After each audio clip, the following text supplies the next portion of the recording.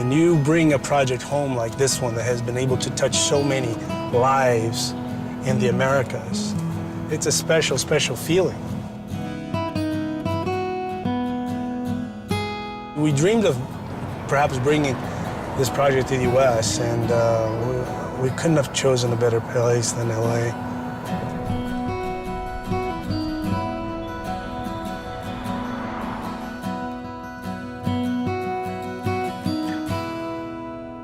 Here we are in East LA, you know, it's a place that definitely needs a lot of help. Those of us who live here in the U.S., we are always aware of the things that go on, you know, the big centers of this country. They need a lot of help, just like in Latin America, just like perhaps the levels of poverty are different, but notwithstanding, each story is important and each project is so important. And there are places like this one we're helping, East Los Angeles Women's Center.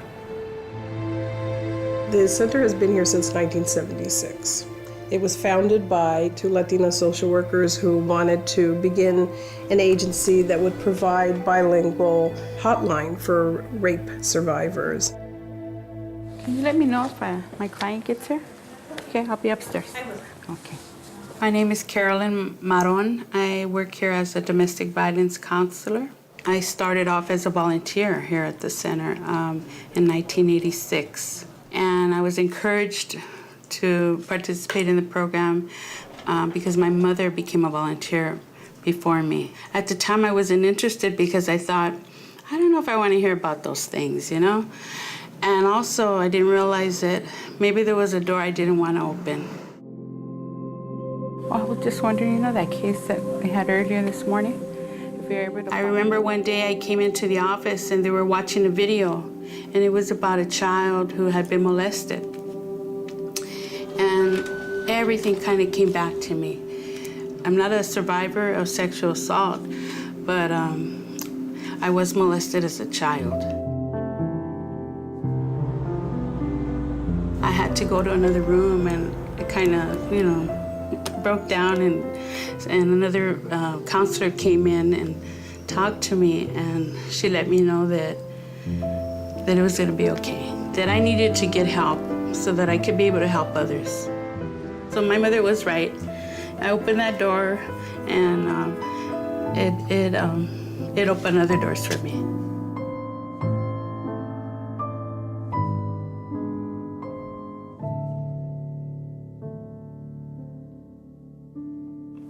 So the abuser's gonna say you guys are not good at anything, right? What else would he tell you guys? Eres una huevona. Huevona. Useless.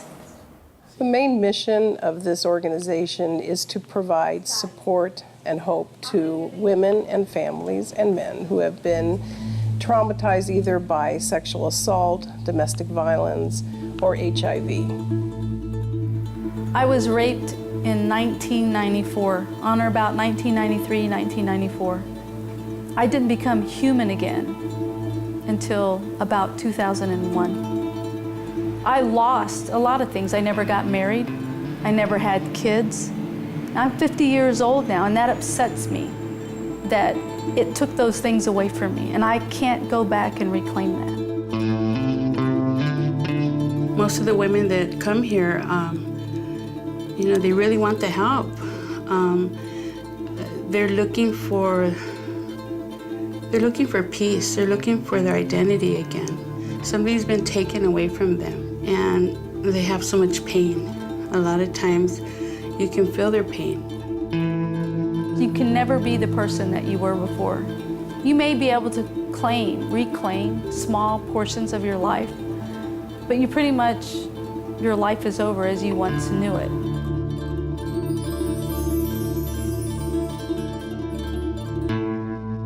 We do provide counseling and services for healing, but most important, we provide a place to empower women and their families so that this never happens to them again, so that their children are never inflicted by this type of violence, and that they can have healthy, nurturing lives.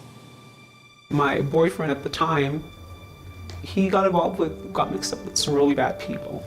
He was a good person, but he just chose not to be strong, or he became afraid, and in the event, it literally threatened our lives, his life, my son's life. It's just hard. It's hard when you've been affected emotionally, psychologically, physically, and you just try to take steps, little baby steps, to get back into society.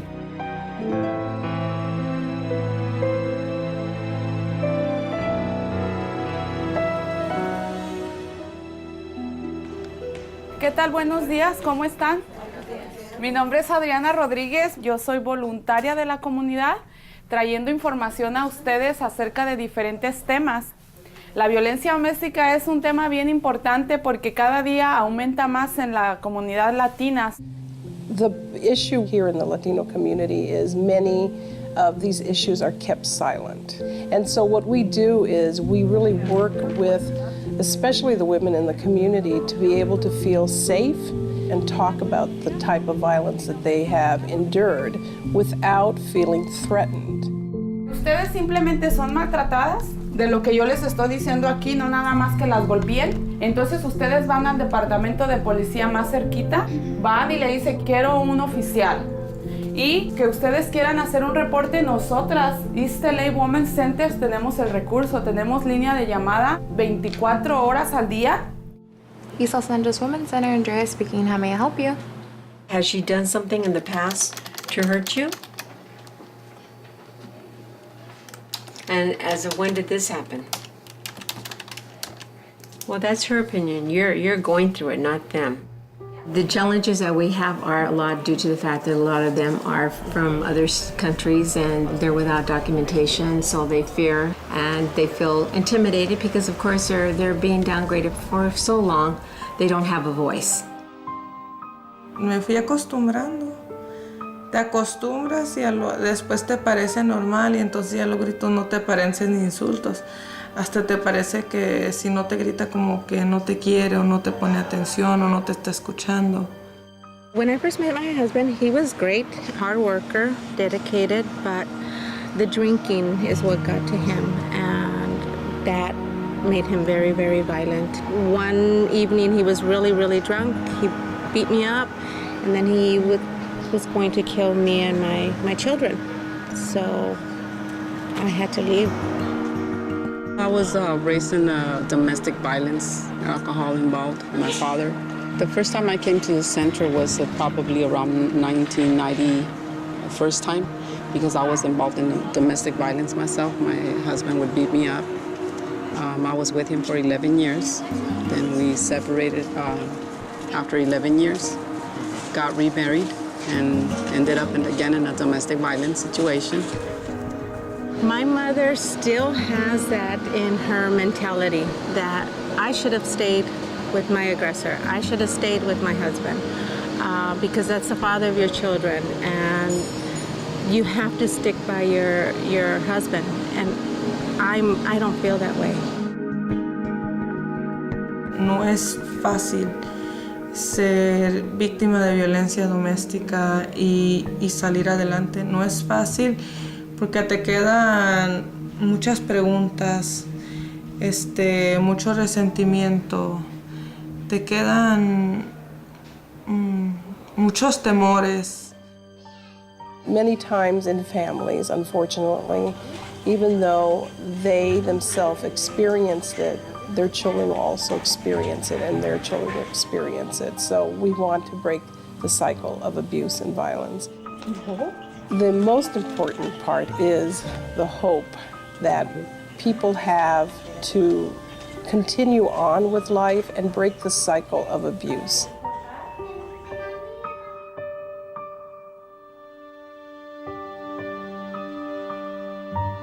Bienvenido, East LA Women's Center. ¿Esta es la? Esta es la recepción, así que cuando nuestras clientas entran por acá, hacen acá un check-in. When we came about 6 months ago, visited the center for the first time, it was hard not to just feel the impact of what they're doing as soon as you walk in the door. We visited a few different organizations, and each one of them was doing really great things for the community, but as soon as we walked out the door of the Women's Center, we looked at each other and immediately knew that this was the right place for our project. We are here for women who, from across the country, you can say, from across the world, if they're coming from Central America, from Mexico. Because when I see those papers where they sign their name and they put the country of origin, they're very proud on putting where they come from. Guatemala, Nicaragua. So we're all one, all women, it's just women.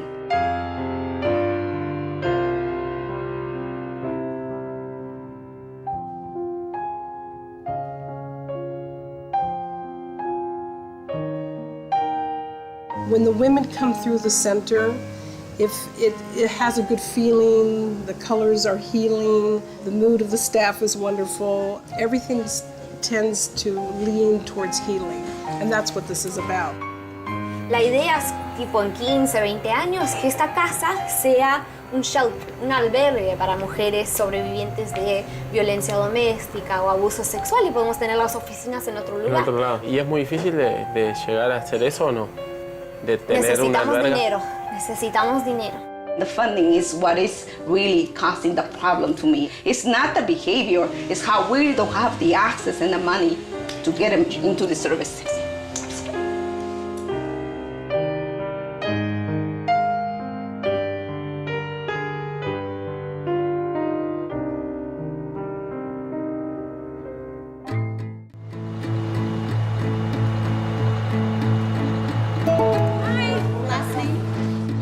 Make sure we could include as many people as possible, but the center's not that big, so we can only have 50 or 60 people here at a time. So each day we're having 2 shifts of people that come in the morning and people that come in the afternoon, and then people that stay the entire day. What caught my eye, and I think I signed up instantly, was the fact that we were working at a women's center, and I thought, wow, well, I'd like to be part of that. It was almost instant. It's just so special that, you know, that DIRECTV would choose our agency, come here to East LA and do this. I didn't know what to expect here, but I knew just by looking at the individuals and the leaders of this project that something wonderful would happen. We've been doing this in all the countries of Latin America for the last practically 2 years. But you know, this is the home of DIRECTV. This is where DIRECTV was born. This is where DIRECTV started. Well, we're a company and we're all about dishes and receivers. I think we sometimes forget that most importantly what we do is we bring a smile to people's face. We sometimes make them laugh. We bring them entertainment in the home. We bring them news and information. All about that is making their lives a little bit better, a little bit brighter. But I think we're equally responsible to our communities. And it'll make a difference in ways you'll never know. The stories that Barbara tells, the 20 staff, the 3,000 clients a year, the 1,000 calls they take through their hotline, and all of the related families that will be touched. Siempre decimos que cada lugar donde vamos es como sembrar una semilla de esperanza y ese es el mensaje realmente que queremos dejar estando más de 150 personas en 3 días, no solamente dándole un cambio a la estructura del lugar, sino que diciéndole tu trabajo es importante, o sea, lo que tú estás haciendo para la comunidad es muy importante y nosotros te queremos premiar. We're privileged to tell their stories. This is really about them, not about us. So we have these 3 days and we hope to really be able to bless them with not just the construction and the fixing, the cleaning, the painting, but really giving them a little bit of our heart. Team 5, lighting and ceiling fixtures.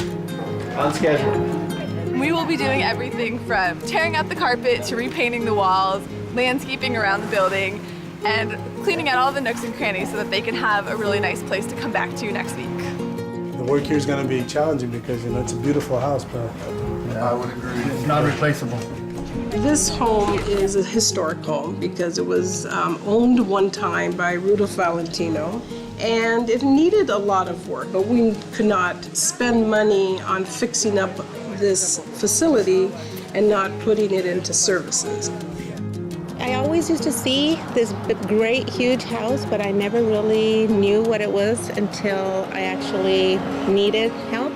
And the center has been great. It's been a great organization. It's if everyone would just come and see what it's about.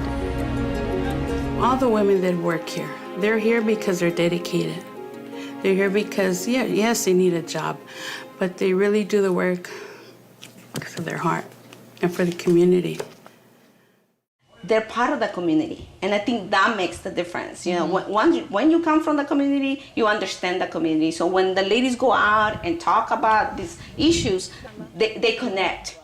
It has been a true honor because I've been able to walk a mile in someone else's shoes, whereas before I couldn't relate, and now I can. And I realize there's still life. And I'm glad to go out in my Latino community to teach other women so that they don't have to end up where I'm at today.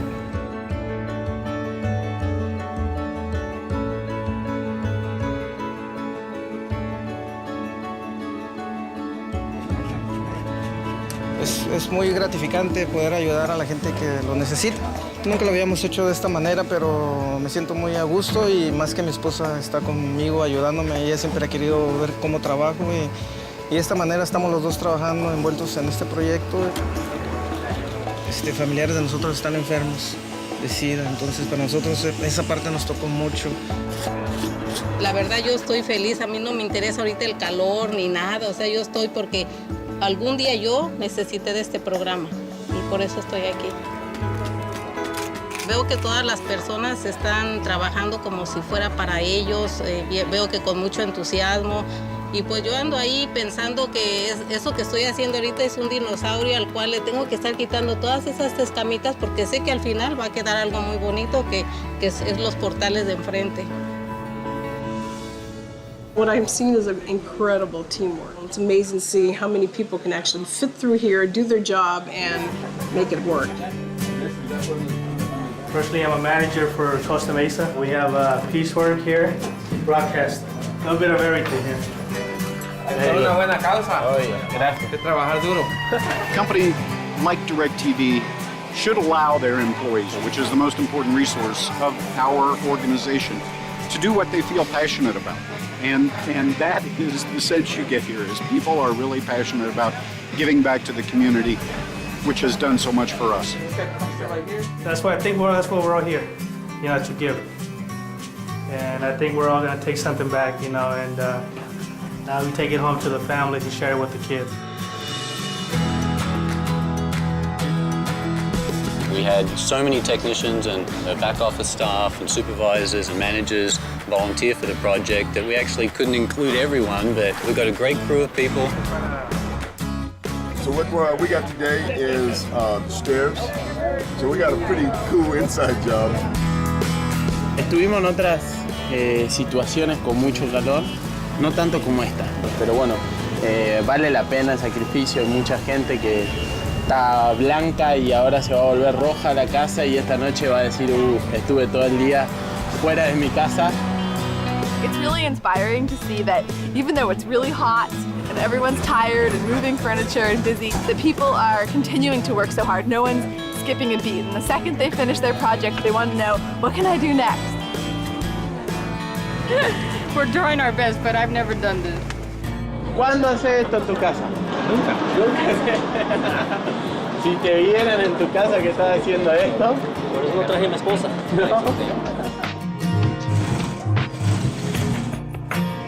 We've got technicians here that were plumbers and carpenters. One or two of our folks actually come back on one of their days that they weren't scheduled to be here on their day off. ¿Qué nos pediste ayer? Que te dejaran venir, porque era tu día off. Day off para volunteer my time. Hay veces que uno no quiere dar más. So, ¿qué más dar mi tiempo? ¿Me entiendes? Y más que vengo de una familia también que también estos centros hubiera podido ayudarle a mi familia.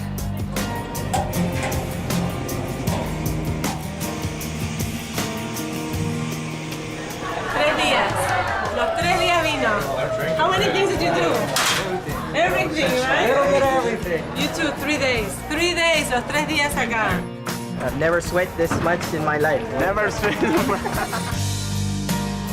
People learn really quick that Piedra, Papel, Tijera is not easy. It's hard. True charity requires sacrifice. Sacrifice implies risk. It's that simple. Sometimes you have to have a bigger vision for things and know that even if it seems like it's not possible, if you get enough people together and they really care about what they're working on, you can accomplish a lot. Estaba podrido. Pero lo vamos a cambiar mañana. Antes de poner la alfombra nueva. Inglés. I'm sorry, it was rotten. Yeah. I thought you said there was a rat. No, rotten. No volunteer walks out of here empty. On the contrary, I bet they all walk out of here fuller than when they came in. We're devoting 3 days to giving them a nice center, but the women who work here devote 365 days, and seeing people really acknowledge that and say, I don't want this to be a 3-day commitment, I want to be committed to helping my community moving forward, and what can I do, has been very impactful for me. Pintar es fácil, he sacado clavos, ha sido difícil porque no lo sabía hacer, he venido a un lugar que por ahí no me imaginé nunca venir, pero lo más difícil es tratar de ponerse en sus zapatos y ver cómo salen adelante.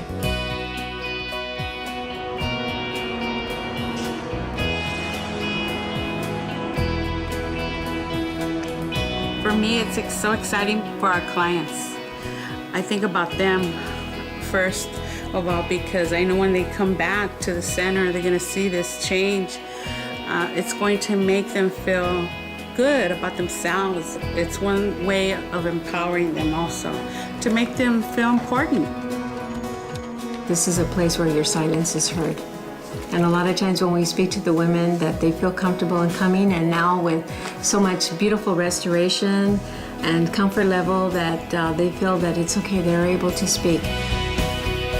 When I started, we had this ugly, huge typewriter to what you see now. Flat screen TVs, beautiful chandeliers. It's very, very beautiful. One of the works that made me really proud of these guys was the front chandelier. The work that our team did with that chandelier, which has hundreds and hundreds and hundreds of pieces of crystal, and they were all chipped, a little bit forgotten. That's how these women come to these places. So I think that's the symbolic thing of the work of the chandelier that I thought was so beautiful, because it was like our team were doing exactly what these ladies do here to help the women in the community. Just taking out each one by one, tender loving care, cleaning it out, and then putting it back on, and then adding light. And then the light, they shine, and not only they shine, they multiply that light through all the other crystals in the chandelier. When I walked into the center and I saw our beautiful, clean chandelier, it sparkled the center and it sparkled my heart. There's not enough words to express how grateful we are and what this means. Life is about change, and our clients have been through a lot of changes, so this is a good one. Thank you so much. I mean, I feel like I've known you for years, not just a few days, and we'll never forget you.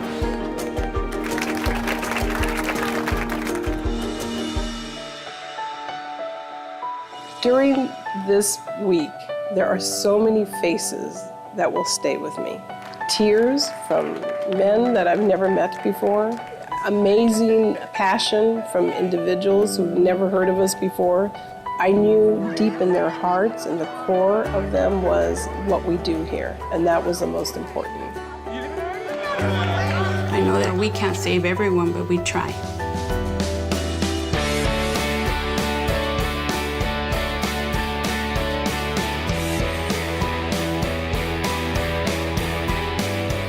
Piedra, Papel, Tijera is what is making the difference for us. I keep asking, what is the name of the project? What is the name of the project? And when they told me that, it took me when I was 6 years old. When we used to play, right? We used to play Papel.